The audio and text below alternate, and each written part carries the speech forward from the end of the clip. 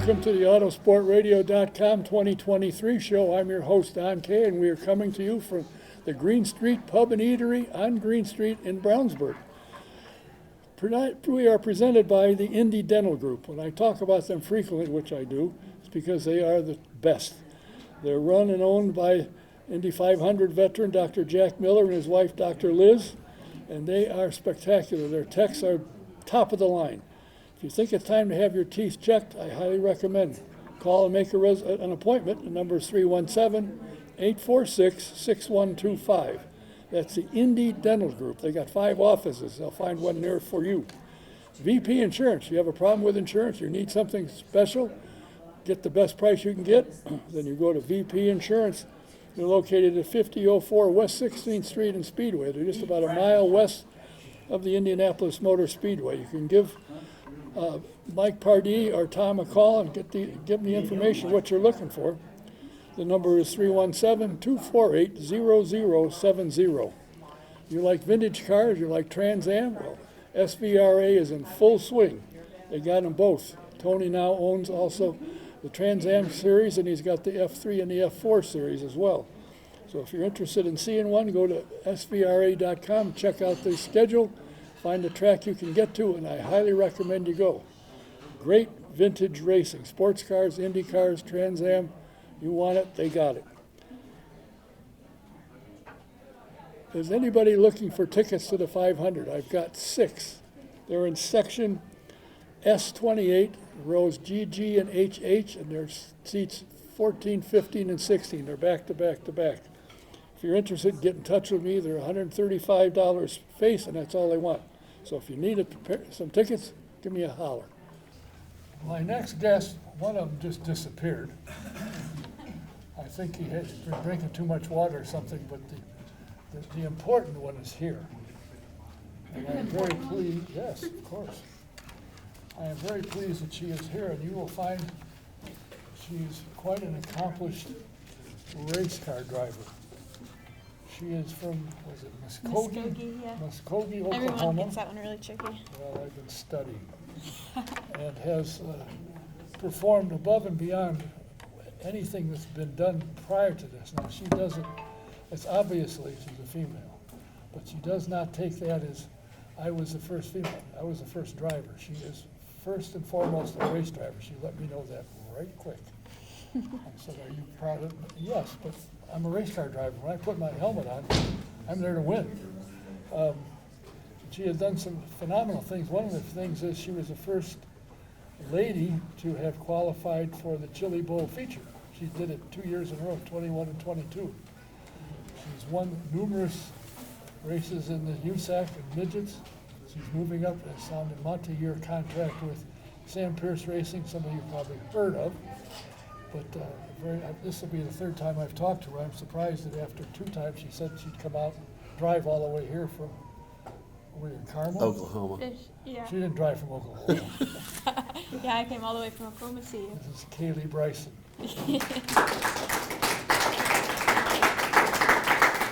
And sitting next to her is a guy that I've known for a long time, and I was present when one of his most successful efforts was handled, but we'll get to that in a minute. It is known that somewhere in the neighborhood he's had in the neighborhood of 100 feature wins in anything and everything. The only thing he probably hasn't won a race in is Top Fuel, and I'm not sure that didn't happen. It's way too boring. You want something more than 3 4 seconds. Yeah, it's not worth your time. But he's won in everything, and he's now running Trans Am. Sam Pierce Racing has a barnyard full of cars, Silver Crowns, sprint cars, midgets, Camaros, Corvettes. They run with Tony Perella in the Trans Am series. But this guy has done it all. And believe it or not, people actually call him when they're having trouble setting up the car at the racetrack because he can set up cars as good or better than most any driver can. And I'm almost laugh when I say it, but unfortunately it's true. And of course, I'm talking about the pace car driver from the Speedrome, Aaron Pierce. Pace car. And I got to mention, I told him one time I wouldn't say anything about it, but he said, people really. One night, he had brought a car down from San Pierce Chevrolet. I was loaned Loaned that car. Loaned the car, yeah. And he was a pace car driver. I think it was coming out of 4, wasn't it? Coming out of 4, he found the wall and damaged the car. I've never seen a pace car crash before, but That hard, for sure. yeah. And he said it took him 17 years to pay the bill to get. It did, for sure. But Aaron, what got you into racing? Now, your dad's been involved for about 40 years.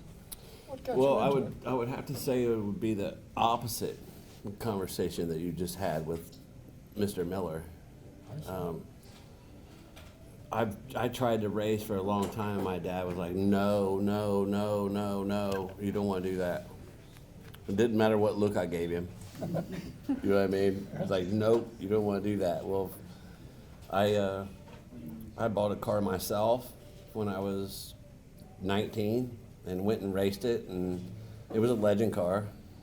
I paid for the tires, did all my own thing with it, and my dad finally came down and watched one time when we raced at the Pepsi Coliseum 100 years ago, it feels like. And he liked it, and we won, and we continued to move forward with midgets, and just ever since that I've got him pinned on it. He loves it, and just what we do for fun. We've never really went and do anything else with each other over the years. Other than that, he worked so hard on the dealership and getting stuff, you know, going on that side of things, and we never really did anything, but we raced dirt bikes a lot, and that hurt me, collarbones and legs, and I bought a go-kart myself and hauled it around and was successful with it, and we just kind of went from there, and it was just, we still love it, and it's what we do together, and probably be hard to stop us. And you now have something called AP Development. What is it, and who's involved in it besides the person Well, in between us? I started working at Bondurant, the driving school, in 2004, and you know, I got the job because of my racing experience. I didn't have any road course experience other than go-karts. So, you know, I got the job out there and worked out there for 10 years, and it really got me into wanting to learn how to road race. And teaching people really gave me a satisfaction of watching somebody that could, you know, when you work at a driving school, people will come in there and they're just there to have fun. Some of them are good, some of them are not, and you got to decipher those people from each other. And picking those people out that are good at stuff and that can, you know, you can try to teach somebody something, but some people can get onto it and some people just can't at all. And you can see that really fast, and I like doing that, and I got to drive in some movies and met a lot of cool people, and you know, instructing really, I mean, I'd like to see people learn. So, I mean, that's kind of why I kind of got into that, and it's kind of been like that since. All right, the obvious question is, what have you learned from him? Quite a lot, actually. I didn't know anything about road racing until I met him, and I really didn't follow it very much, and he just kind of threw me in a Trans Am car and said, have at it. Threw me. Yeah, I mean, he kind of threw me in it, for sure. But, yeah, he's taught me a lot, honestly. Like, I wouldn't know anything about Silver Crown stuff. I've never raced on a mile until I was with him. Like, he's honestly taken me from midgets and racing little bull rings to a much bigger step. Yeah, but these little bull rings, you've been very successful. You've won more races, I think, more features than any other lady has. You've accomplished things that haven't been accomplished. I think, was it in 22 you finished 5th in USAC Midget points, I think it was. So, I mean, you know what you're doing behind the wheel of a car. And as I said, and it's not a joke, I've watched her. She puts the helmet on. She's a race driver. It doesn't matter. I'm here to win. And if you're in my way, I'll pass you somehow. Now, you've signed a multi-year contract with Sam Pierce Racing, and you're going to run for the championship and Rookie of the Year in the Silver Crown. Yeah. You went to Springfield. Mm-hmm. It's a Bettenhausen race. It's 100 laps. Yeah. And you led 72 of them, and we're going away. Yeah. Unfortunately, something, as does happen in racing, broke. You finished with 7 cylinders, but you still finished 5th. Yeah, that was my first time on a mile, actually, and obviously I've got experience on dirt, but that was just a totally different step for me. And to be able to go do that, our first debut on a mile and first debut, something that big for me was pretty big for our team. And, I enjoyed every step of it. And I think Aaron and the whole entire team just did phenomenal on teaching me and giving me a great car to drive. I got a video from your, whatever he is, your PR director, I think it is, Giuseppe Mershon up and it showed you in a winged sprint car on a dirt track in Missouri, and the feature, you ran away with it, totally ran away with it. You lapped, I think, 3 cars, and the second place was a half a lap behind you. Yeah. Are you big into winged sprint cars, or is that one of your first I efforts? think at he that? was talking about a micro. Yeah. Well, wherever it was that you drove in Missouri. In Missouri Or last Mississippi. week. The sprint car. Yeah. Yeah, that's new for me. I haven't raced sprint cars until this year. Really? Won my first heat race, and Yeah, I you did. really enjoyed it so far. And you finished 5th in that feature, if I'm not mistaken. Yeah, Yeah. 6 actually. I think I got 6. Oh, well, I was trying to give you 5th. What got you started in racing cars? Now, I would assume that in grade school or in high school you were a cheerleader. No, I was never a cheerleader. That was actually the opposite. I played basketball and soccer, softball. I was always into sports. That was my favorite subject in school was PE. So it was definitely. I like the gym. I would want to major in the gym for sure. But I started whenever I was 9 years old. My grandparents bought me a little go-kart. I didn't know anything about racing, and they bought me a go-kart for Christmas. Me and my cousin, and they were like, we'll go let you play in the dirt and go have some fun. And I didn't really know what I was doing. I put on a helmet and went out there and just stood on the gas. And ever since then, I really enjoyed it. I started to do a lot more research on what racing was and what it could be for me, and just really started doing it every weekend since then. And if I'm not mistaken, was your grandfather builds mini cars? Yeah, so he bought me a go-kart, and then, we raced that and we won a lot of races, and he was like, okay, I need to kind of take the next step. So he bought a chassis company called Sawyer Chassis, and since he bought that, I got to jump up into micros, and that was kind of the next step for me. What is your goal? Where are you headed? You're going to be in sprint car in Silver Crown this year. You're going to run Trans Am races. Yeah. What else are you going to do?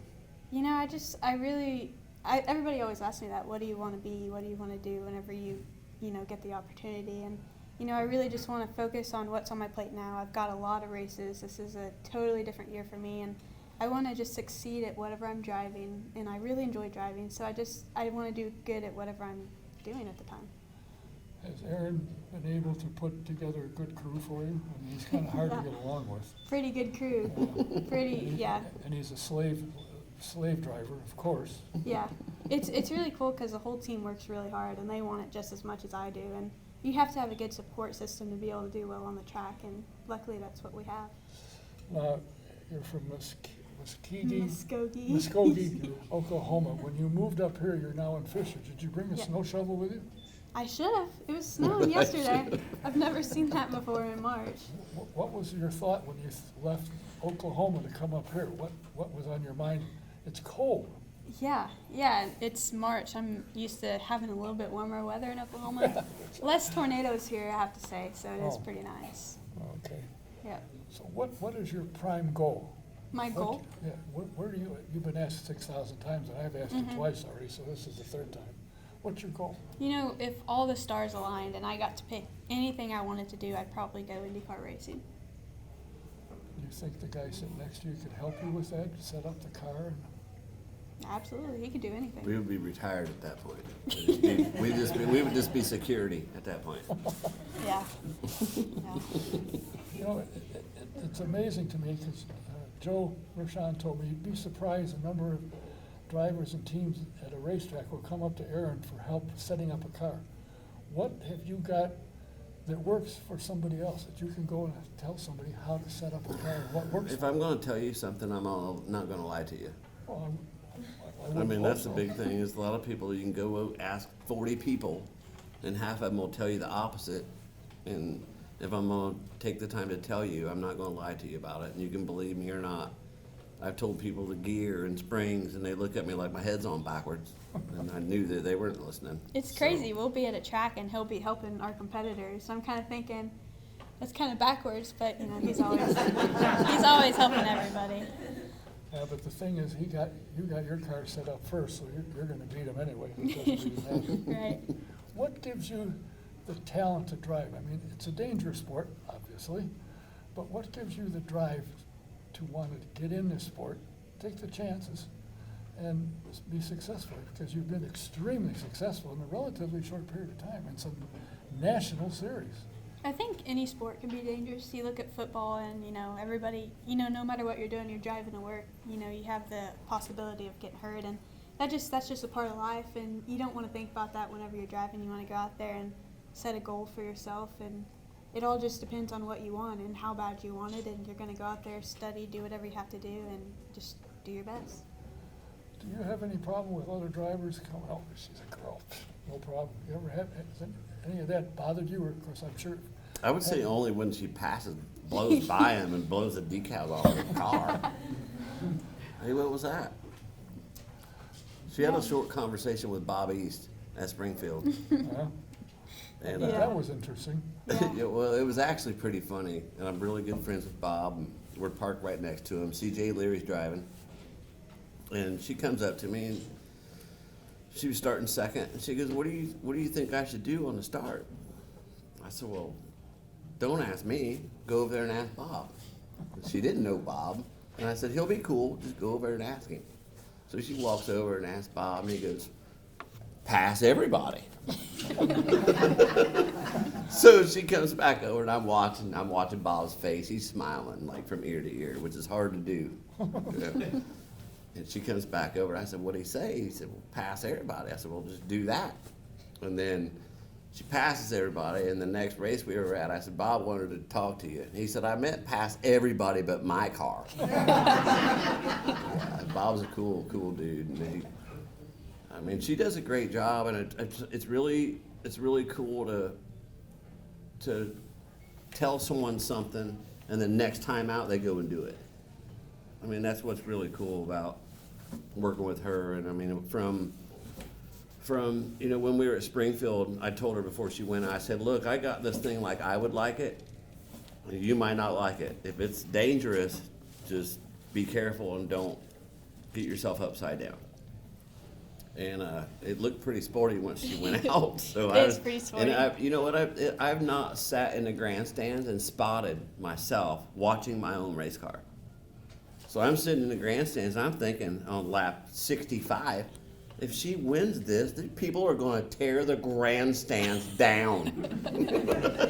Oh my gosh. So it was really cool to watch, and we have a lot of positive things coming, and she'll do really good on the dirt. We need to do some more pavement stuff together for sure, which that. She knows her weak points, and we've made a really good friendship with each other, and her family's really cool, and just everybody meshes so good together, and I think it's a really positive deal. So, Well, let me ask that's you. my opinion. Well, that's what I asked. Like I said. What attracted you? How did she catch your attention? What was she doing that got your attention? Other Well, than maybe beating I you? watch a lot of races all the time, and I've watched her do interviews. I've watched her drive.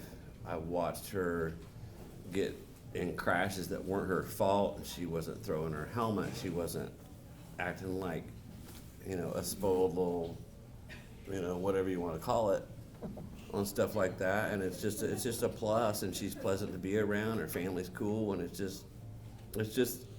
hard to make everybody mesh like that. And I think that we've done that. Chris Santucci, the guy that takes care of the Corvette stuff, he's been around racing forever. He was Sammy's crew chief for 20 years. Jerry Coons, and anybody that knows Santucci, they get along really good, and we've just kind of got a really cool thing going, I think. And how many years did you sign a contract with the guy over on your left? 2 or 3? I don't Two. even remember. 2 or Probably 3. should have read it a little bit better. I think she's trying to extend it already. Yeah, nice. How many cars have you got in that race shop? A lot. Probably 20.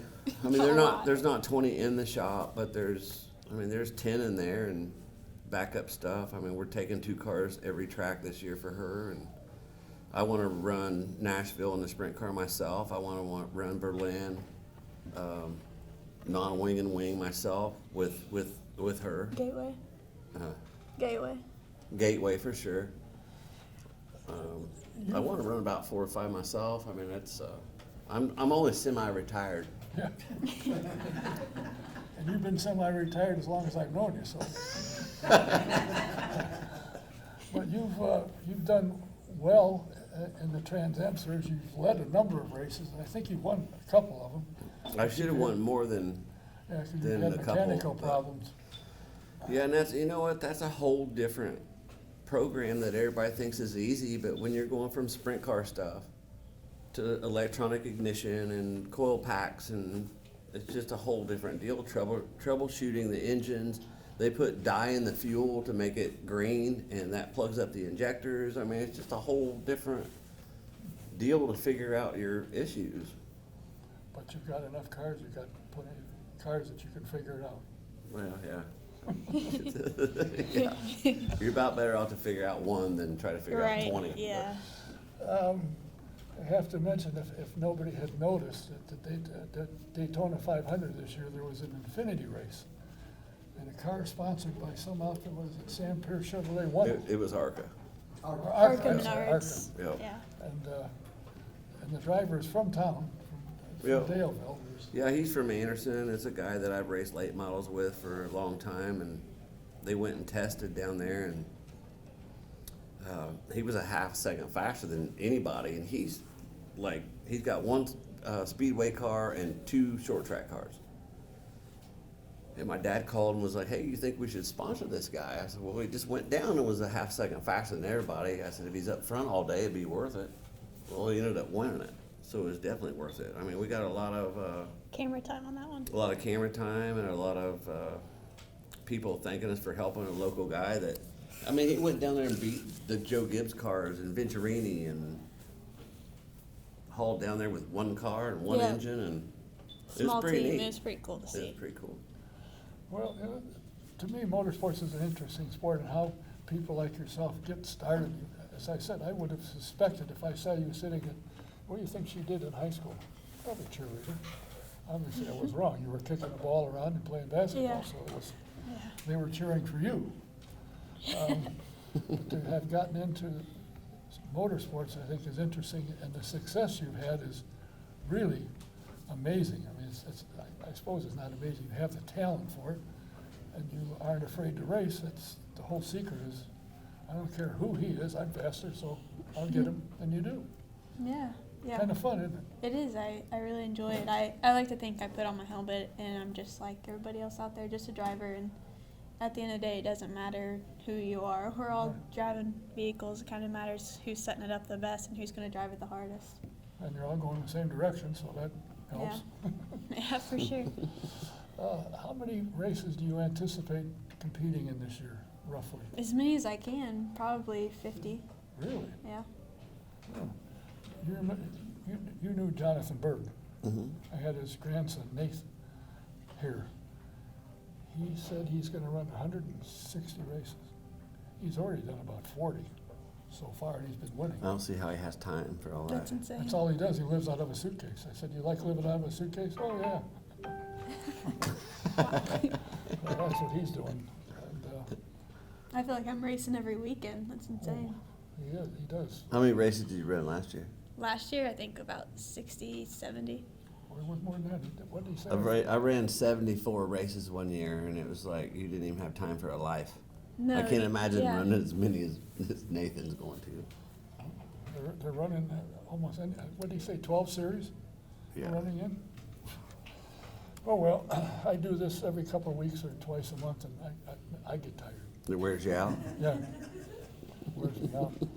Well, listen, I wish you nothing but the best. I think, Thank you. in my humble opinion, you could not have tied up with a better organization or a better guy. If you can find him and ask him questions, he'll help you. And I know he tells me he's in the shop to fill 14 hours a day. Is that true? I never told you that. I know I don't know about 14 hours, but I know I made it up. I stay when needed, for sure. I see. I called him one day about something, and he answered the phone, which surprised me. Almost hit a tree. And he was in the car going. I didn't ask where because I didn't want to know. But he answered the phone and going to get parts or something. I understand getting parts for race cars is not as easy as one would think. It's such a pain. I mean, just like right now, we're looking for input shafts for the clutches for Silver Crown cars, and you can't get them. You cannot get them. yeah, you kind of need them. Yeah, And it's the simplest part that connects the drive line to the clutch, and it goes in the clutch plates, and you can't get them. It's a Spicer Dana part. You know what I mean? That's just a regular. You can't find them. I looked all day today, and we need some. And if anybody knows where to find a Spicer, but no, I talked to everybody. well, why don't you get a machine shop and make your own? It's hard to do. That's cast. You'd have to have a foundry for that one. Oh, okay. Well, shows you what I know about. I never drove a race car. Closest I came to was cleaning Indy cars and pushing them out on the pit road, changing the right front tire. Which if I had any brains, I wouldn't have done that, but I did. And that was back in the day when there was no speed limit in the pit area. I'm pretty psyched about the little 500. If I got to run your show here. You're not ruining anything. No, Tanner's going to run little 500 again this year. He's driving. Did really good this year. He drives Going to run our for you on V6. occasion, He's excited about that. and he comes all the way from California to drive for you. Yeah, and he's so good to work with. I mean, and that's a definite asset to us for sure because Tanner's so good at Raceway Park and a lot of the places that I can put him in her car or myself get in it, drive it, and then, you know, just like we did last year with the sprint car. I mean, he drove it for 3 or 4 practices and was like, hey, it doesn't need anything. And we put Kaylee in it, and she was really close to his times, and I'm excited about that too. I've tried to win that race for 19 years. Actually, this will be 20 this year. So, What's the holdup? man, multiple different things. What year do you want to talk about? You know, it's amazing how good a driver Tanner is, but yet he's a full-time banker, and he just drives maybe 6. Well, that's obviously because he can't make any money racing. Well, pay him. I do pay him, but it can't be like what he makes doing that. Well, that's true. The whole family's really cool, Tanner and Cody and all of them. And we've built a friendship with those people too, just racing with us and being friends with them over the years. I mean, really, really cool people. The thing that surprises me is Cody isn't in IndyCar by now. He drove, Can you only tell me one reason why not? well, other than money. However, there's money, you know, people pop up. But he drove what? It wasn't a lights race. He drove legacy stuff. But he drove in a Road to Indy program one race and he won it. Or are you talking about the stuff at IRP? Yeah. When he drove for Legacy? Yeah. He won 2 years in a row in that car. And nobody said, hey. I said, hey, but that didn't mean anything if I said it. Oh, well. Well, I appreciate you taking time and coming all the way down from Fisher's. Yeah, it It's was the a long third time. drive. The next time I invite her, she'll probably say, 3's enough. But when you have a good season, you can bet you'll hear from me. Cool. We wish you nothing but the best.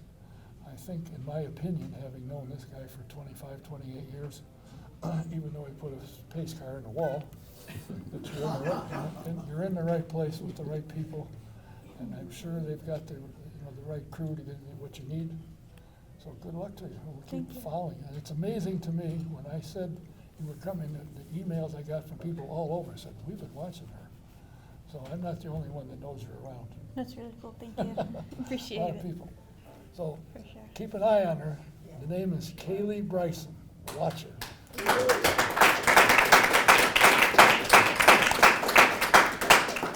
And her commander-in-chief, Aaron Pierce.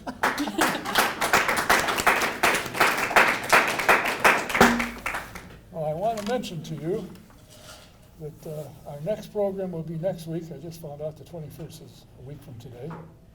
We were originally scheduled for the 28th, but it's breaks time, spring break, and a lot of the help. And the owner didn't want us to be shorthanded, so we moved it to this coming next Tuesday. My scheduled guest, one that's confirmed, is Scott Goodyear, and the one that is confirmed, unless the sponsor pipes up, is, what's his name? Connor Daly, that's who it This is. is sponsored. He'll be here. Friday is St. Patty's Day, and Green Street's having a Friday specials, cabbage and corned beef and cabbage, and they also have prime rib. And they have, for those who don't eat meat, they have other things on the menu. I'm looking at Mary, who's waving at me. And they have other specials, and if you come in at 6 o'clock and go in the bar, they have two bands. The first one comes at 6 and the other one's at 7. Reservations for dinner are in the dining room, but you can't get reservation in the bar, unfortunately. So if you're interested, the food is good place to be. And you may come in, you may see us sitting in the dining room having corned beef and cabbage. Till next time, the 21st, a week from today, we'll be back.